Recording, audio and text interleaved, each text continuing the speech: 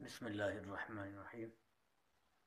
آج اس کلپ میں بہترین معلومات آپ کو سننے کے ملیں گی۔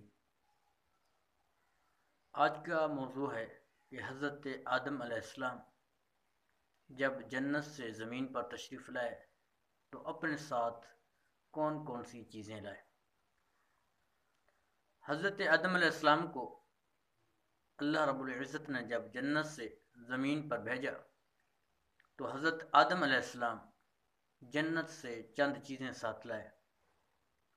ان میں سے ایک آپ مختلف قسم کے بیج لائے اور 3 قسم کے پھل لائے، اور اس کے ساتھ اور بھی چیزیں لائے جو کھیتی باڑی کے کام آتی ہیں، اور ایک عصا مبارک لائے جو حضرت آدم علیہ السلام جنت سے لائے۔ وہی عصا حضرت موسیٰ علیہ السلام کو حاصل ہوا۔ اس عصا مبارک کی جو حضرت آدم علیہ السلام جنت سے لائے، اس عصا کی، اس ڈنڈے کی لمبائی 10 گز تھی۔ تو محترم، ان چیزوں کے ساتھ ساتھ حضرت آدم علیہ السلام کچھ سونا اور چاندی بھی جنت سے لائے اور حجر اسود کا پتھر بھی ساتھ لائے۔ حضرت آدم علیہ السلام جب زمین پر نازل ہوئے، جب زمین پر اترے تو آپ گری و زاری میں مشغول ہو گئے، رونے میں مشغول ہو گئے۔ تو اس دوران آپ کو ان بیجوں کا خیال تک نہ رہا، اور شیطان لعین نے موقع پا کر ان بیجوں کو چھوا، ہاتھ لگایا۔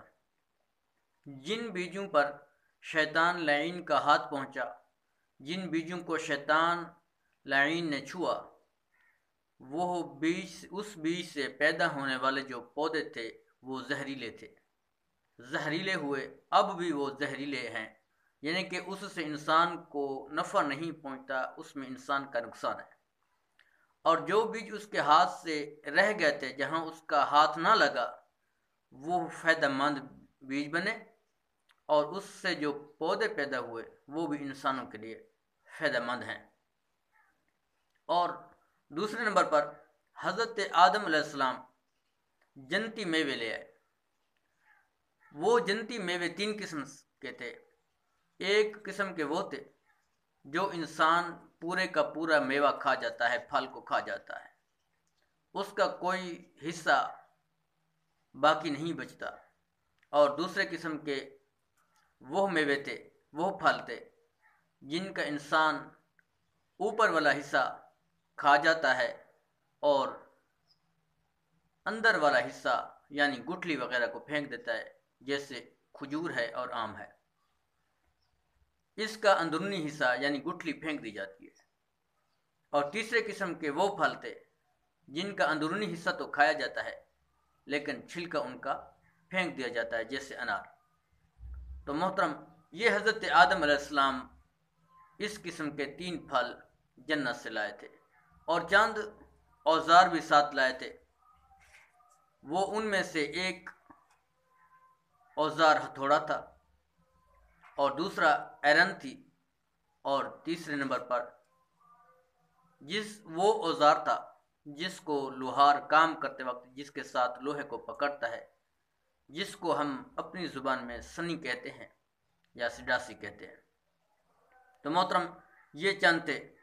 اور حضرت آدم علیہ السلام جو جنت سے حجر اسود کا پتھر لائے تھے، ابتداً اس کی روشنی بہت دور دور تک پھیلتی تھی، کئی میلوں تک اس کی روشنی قائم ہو گئی۔